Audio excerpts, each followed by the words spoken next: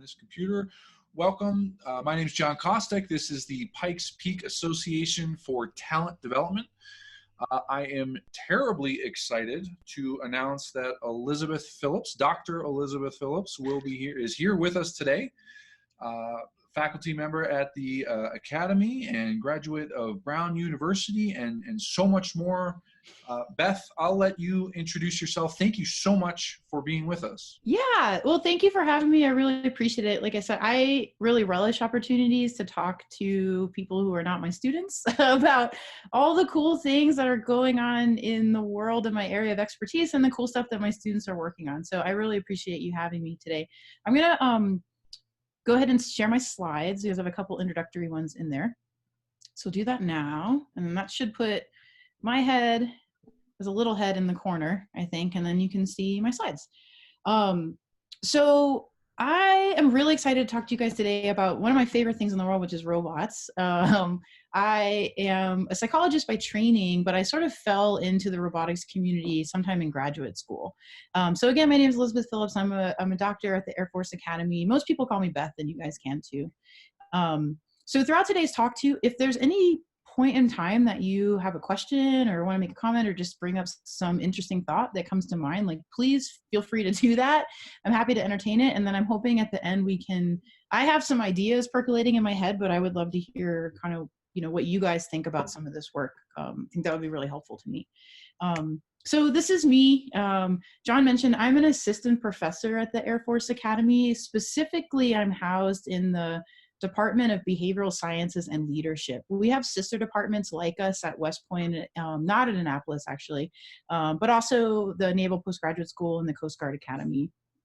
And I'm also housed in something called the Warfighter Effectiveness Research Center, which is like a sub little group within our department.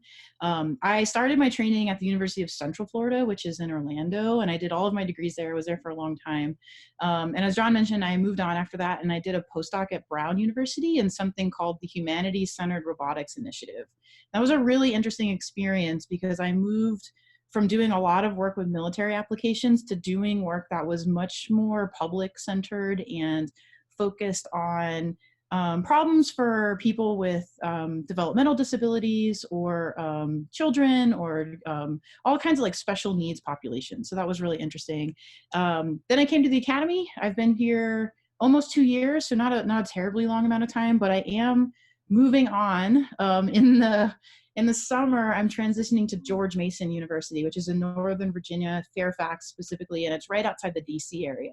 So I'm really excited about that move, a little stressed about it in the current climate, but I think it'll be good. So I mentioned earlier, I have my contact information at the end of the slide. So if I can still be reached at that contact information even after I get to the Academy, to Mason.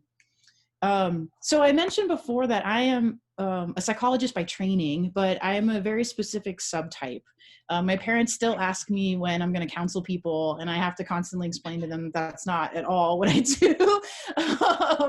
My subfield is called human factors psychology, and it's this really interesting mix of psychology, engineering, and design, specifically systems engineering, but we do design work in like user interface design or user experience design, a lot of stuff that the big tech companies are really interested in when they are testing an app or they're testing, a game or something like that. My area of focus is in human robot interaction, and the students that I teach at the Academy are both behavioral science majors and systems engineering majors. And oftentimes when I tell people that, they give me like a funny look and they'll say like, I don't really understand like how those two things go together. Like how does systems and robotics and behavioral science go together? And I oftentimes say, if you want robots to be better partners for people, it really helps a lot to know a lot about people. So you all as a group, I think a lot about people and how you can develop them quite a bit. So I see this field as being open to a variety of expertise. And if you're good with people, it actually is a helpful expertise to have. So for the remainder of the talk, I just want to give you like a quick overview, what kind of the story that I'm building in my head. Just introduce like what the big picture vision is for robots. A lot of in this country, but also worldwide. This last year, I got to work on something called the Robotics Roadmap, which is a document that gets put out about every decade that helps to draft what the vision is for the United States for what they should be investing in the area of robotics. So I was really proud I got to work on that this year. It was really fun. And so the way I've structured this is kind of like the good, the bad, and the ugly. What are the things that robots are doing for us now that are really, really good and beneficial?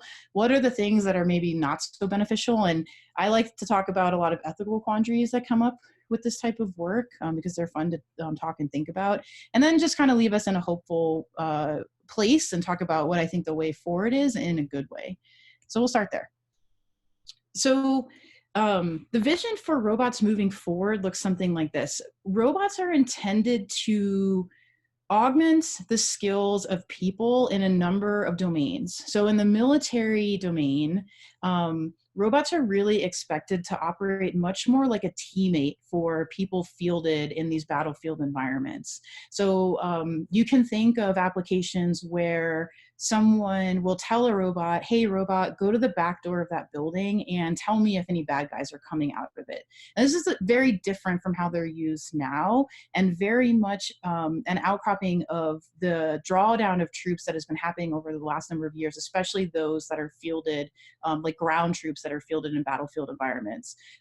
They very much came out of this drawdown that started in the Obama administration and has continued since then. So we need to be able to figure out ways that robots can extend the skills and enhance the skills of soldiers that are fielded in these environments while we're just requiring less people, because we're going to have fewer people there.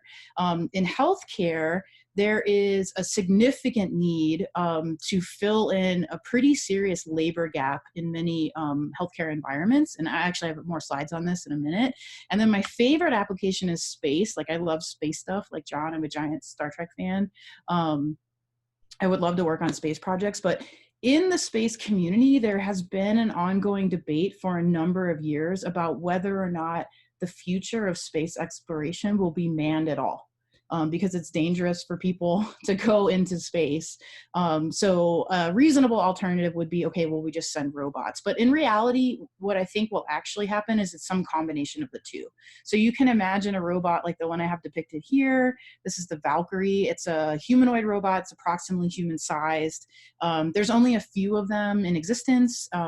They're primarily used for research. But the vision is that you could send, let's say, Valkyrie to Mars, and Valkyrie's job is to help build the human spaces so that the buildings are constructed, let's say, before we get there.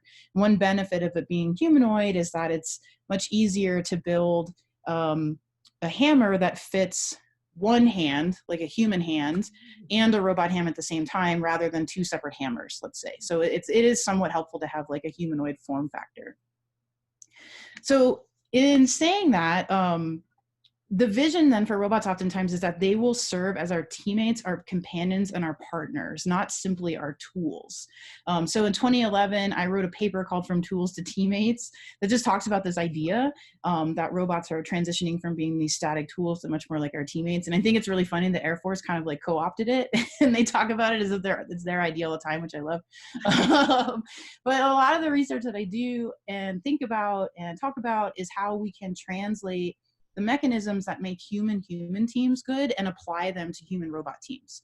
So what are the communication patterns that you see in expert teams? How can we apply that to robot teams? What are the types of backup behaviors that we see? What are the technologies that would be helpful here? That kind of stuff. So that's primarily what I work on. So if we talk then about like what's going on in the community that I think is good for human workers, so employment sectors, we'll talk about that now. So one of the big areas that is benefiting tremendously from the application of robots and robotic technologies right now is healthcare. So I mentioned before that we are facing a very significant shortage in healthcare workers.